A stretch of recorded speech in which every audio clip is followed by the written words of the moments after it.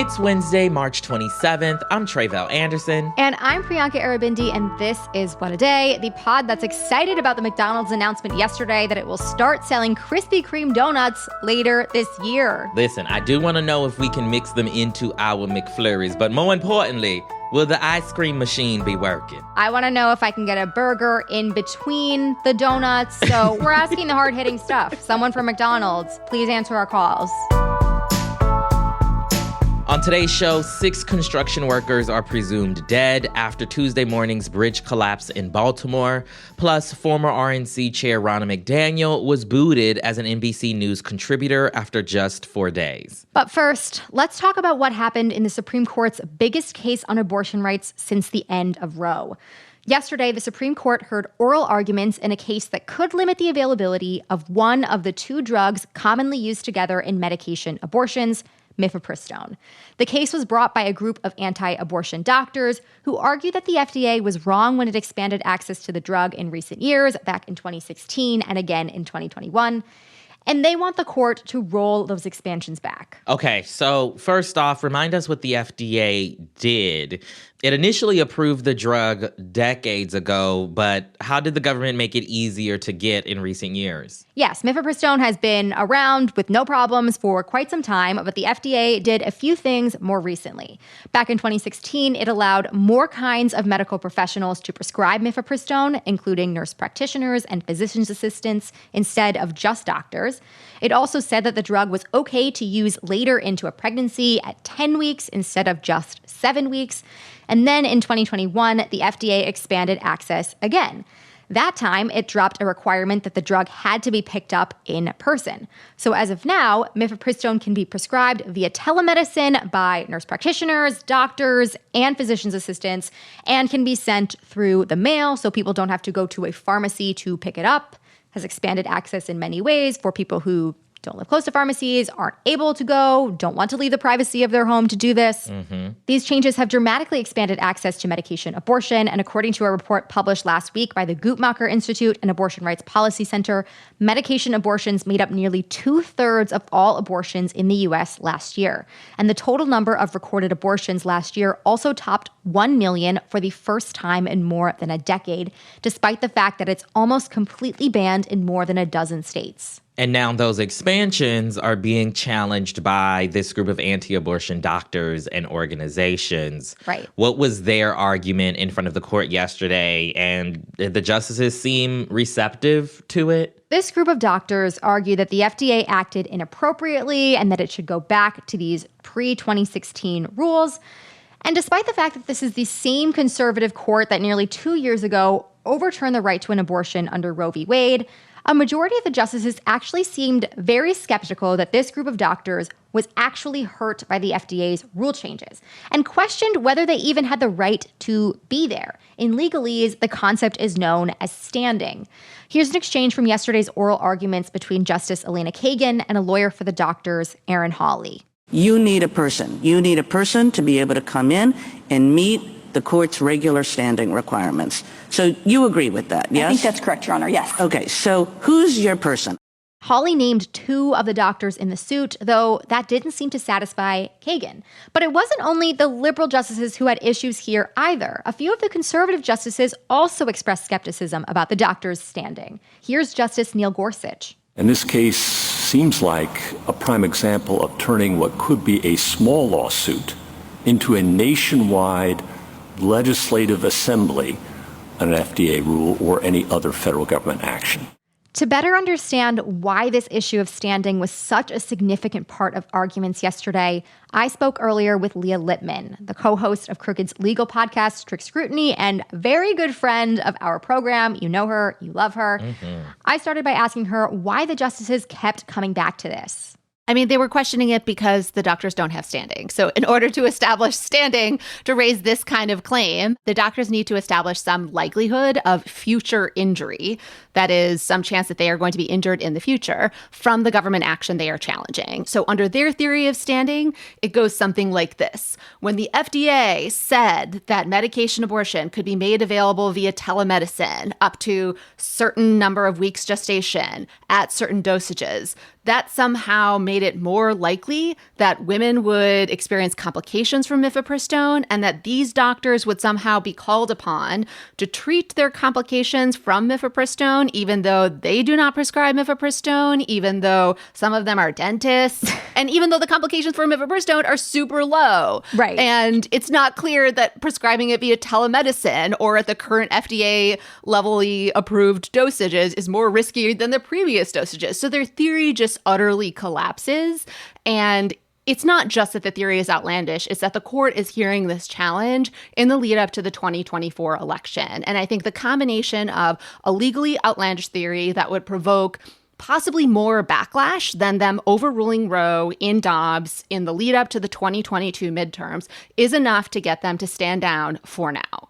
Right. I mean, the justices have given standing to plaintiffs with hypothetical injuries before, specifically thinking of a case last year when the conservative justices sided with a website designer who was worried about the possibility of having to create wedding websites for same-sex couples, also back in 2019, when the justices sided with the Commerce Department in their fight against the Trump administration's bid to put a citizenship question on the 2020 census.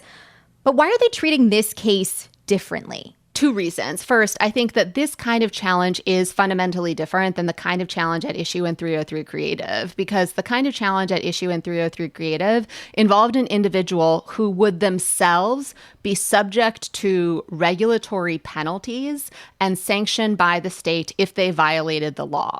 Here, the doctors who are challenging medication abortion access are not challenging some law that they say could be enforced against them. So that makes the chain of causation even more attenuated than it is when someone says, look, this law that I could be prosecuted under is harming me. And so that just makes their standing more difficult to challenge. And then the census case that you referred to, there, the logical inferences were backed up by social science data that the federal government, the Department of Commerce, had, which is if you add a citizenship question to the census, then less people will fill it out because of concerns over immigration penalties for applicants, people who fill it out, or family members. And again, all of that was backed up by experiments and observed data. And so it's just different in that here the plaintiffs are not themselves subject to the law and have absolutely no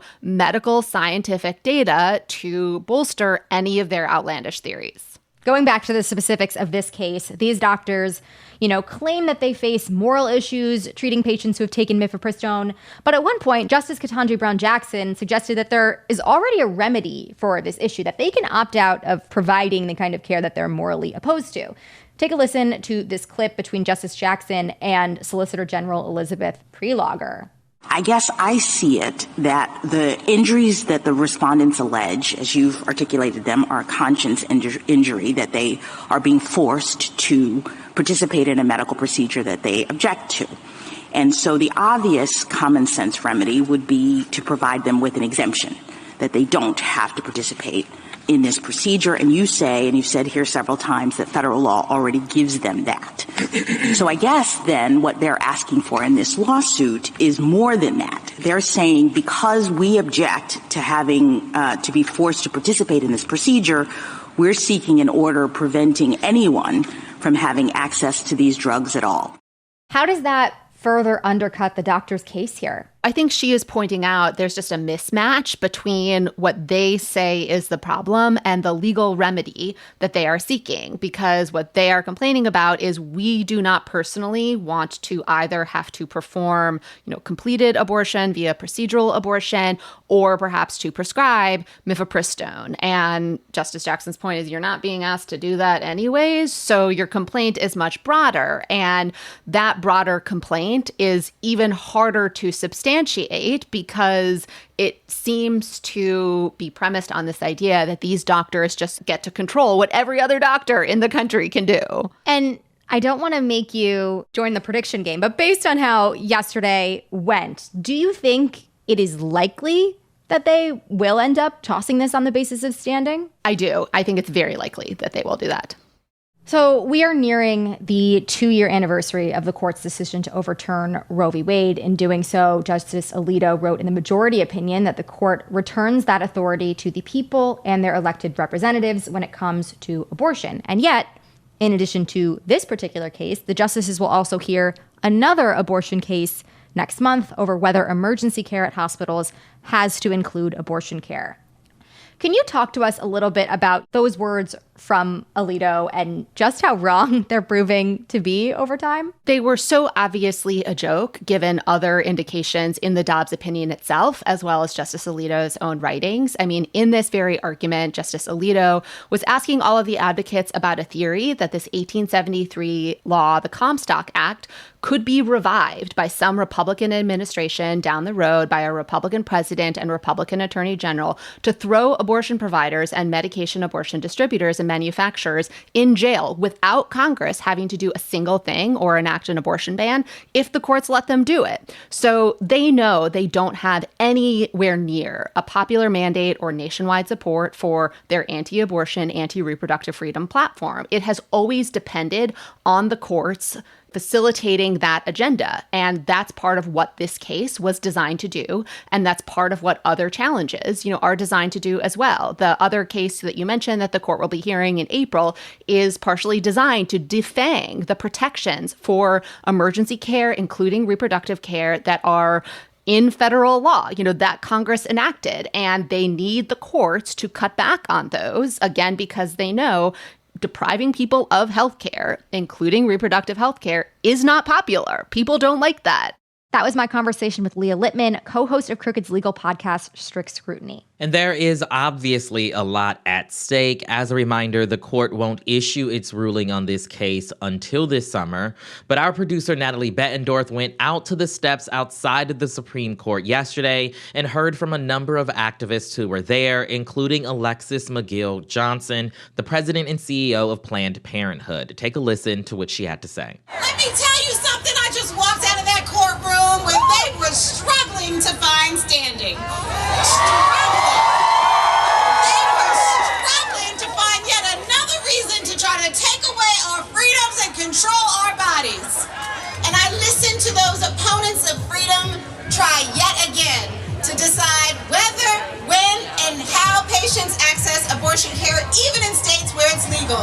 So when we remind them abortion is healthcare. Abortion is healthcare. Abortion is healthcare. Yes, absolutely. Abortion is healthcare. In the meantime, you can be part of the fight for reproductive rights right now as well. Just head to votesaveamerica.com/fuckbans. That's the latest for now. We'll be back after some ads.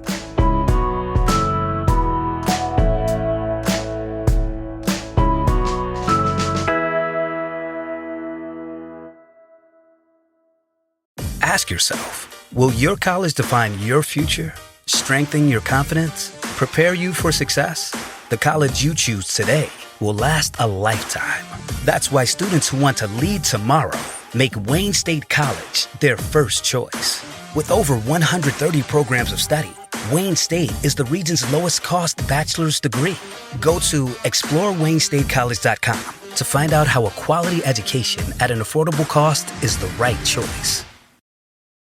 People are driven by the search for better.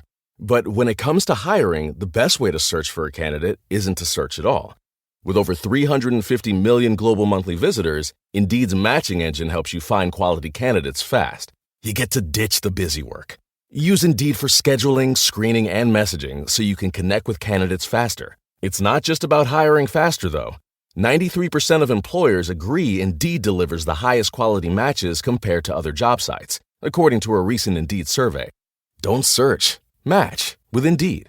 And listeners of this show will get a $75 sponsored job credit to get your jobs more visibility at Indeed.com/podcast. Just go to Indeed.com/podcast right now and support our show by saying you heard about Indeed on this podcast. Indeed.com/podcast. Terms and conditions apply. Need to hire? You need Indeed. Shopify is the global commerce platform that helps you sell at every stage of your business. With the internet's best converting checkout, 36% better on average compared to other leading commerce platforms, Shopify helps you turn browsers into buyers. In fact, Shopify powers 10% of all e-commerce in the U.S. Sign up for a $1 per month trial period at shopify.com/podcastfree. All lowercase, shopify.com/podcastfree, shopify.com/podcastfree. Let's get to some headlines. Headlines. Let's give you an update on the collapsed Francis Scott Key Bridge in Baltimore. There were 8 construction workers on the bridge when it collapsed yesterday morning after a massive cargo ship crashed into it. The U.S. Coast Guard said last night that 6 of them are missing and presumed dead, but will resume efforts to recover their bodies today at 6 a.m. Eastern. Another worker has been hospitalized. Take a listen to what Maryland Governor Wes Moore had to say at a press conference yesterday.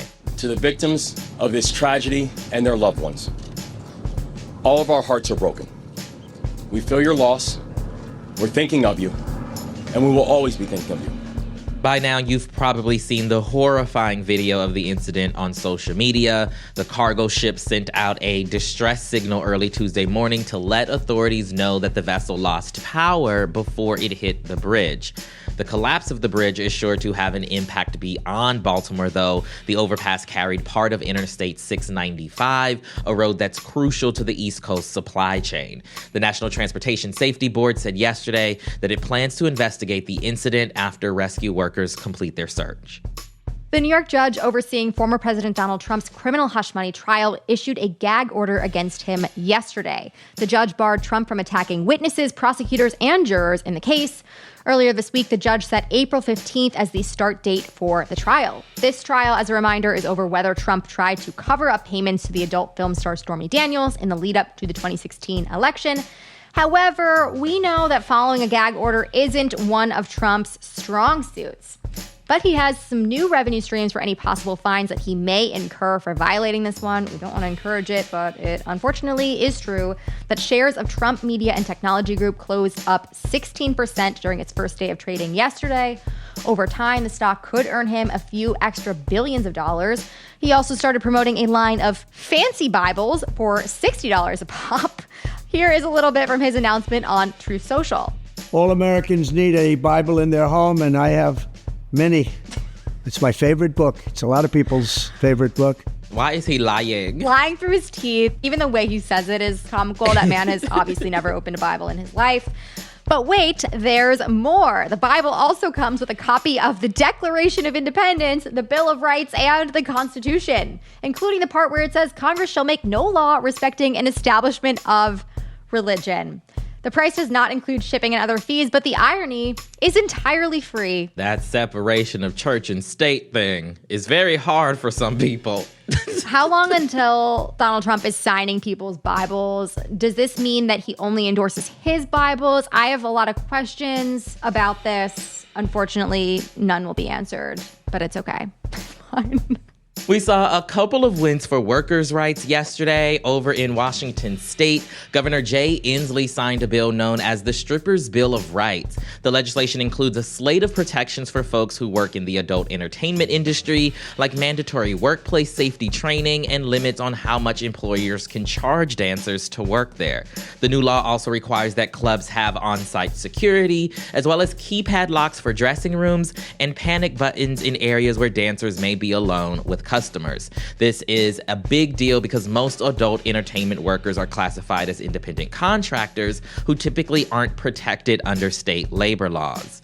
Meanwhile, over in Wisconsin, the state's Supreme Court on Tuesday honored a lower court ruling that classified Amazon delivery drivers as employees of the retail giant.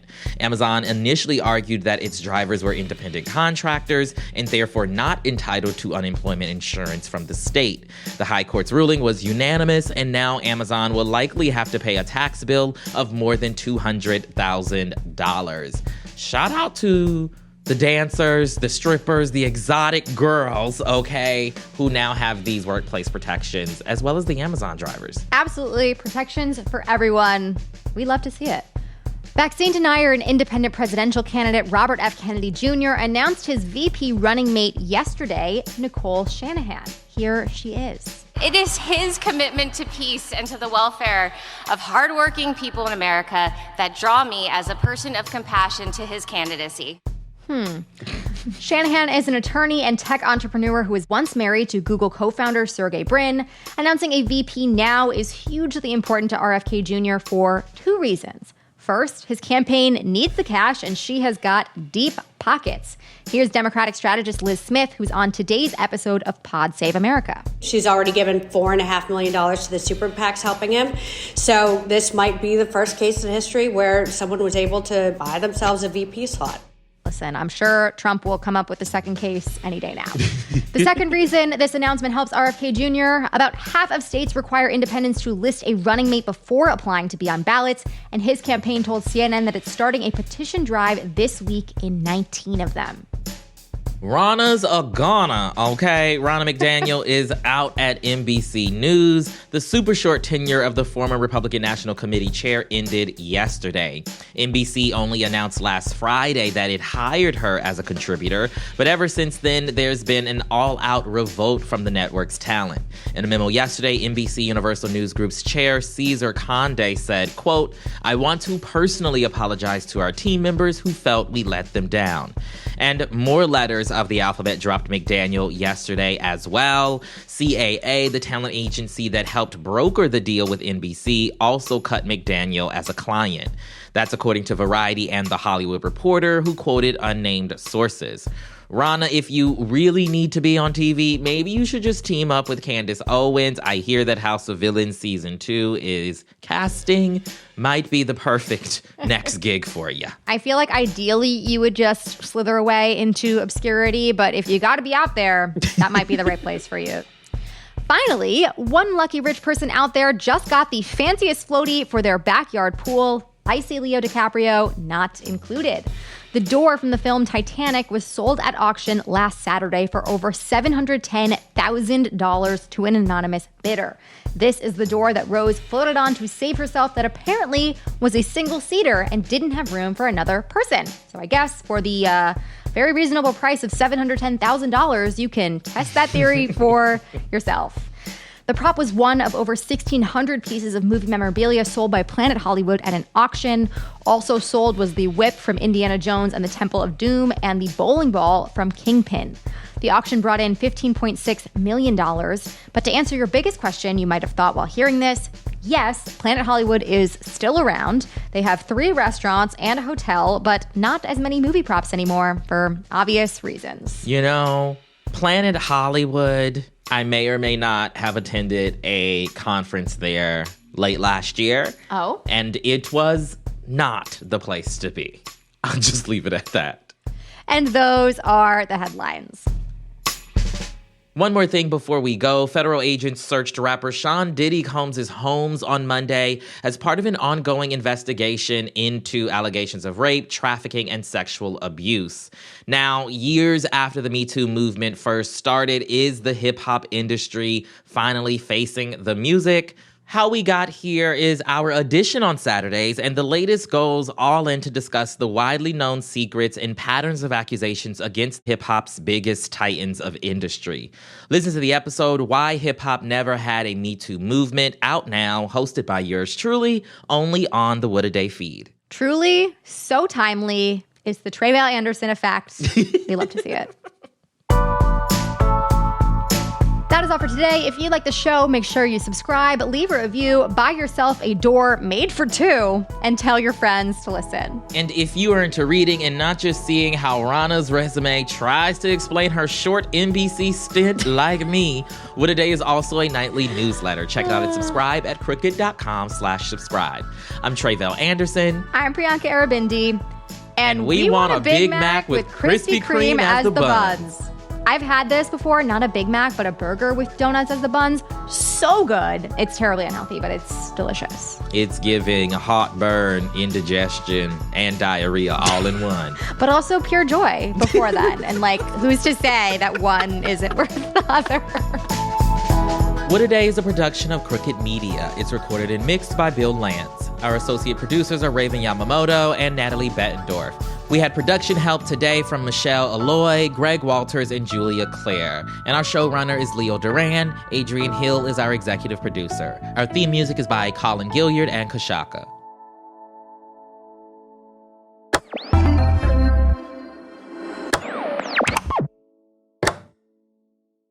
Your business was humming, but now you're falling behind. Your teams are buried in manual work, tasks are taking forever to complete, and getting one source of truth is like pulling teeth. If this is you, then you should know these three numbers: 37,000. That's the number of businesses that have upgraded to NetSuite by Oracle. NetSuite is the #1 cloud financial system, streamlining accounting, financial management, inventory, HR, and more. 25. NetSuite turns 25 this year. That's 25 years of helping businesses do more with less, close their books in days, not weeks, and drive down costs. One, because your business is one of a kind. Get a customized solution for all your key performance indicators in one efficient system with one source of truth. Manage risk, get reliable forecasts, and improve margins. With NetSuite, it's everything you need to grow, all in one place. Get your business back to the greatness where it belongs. Learn more at netsuite.com/podcast25.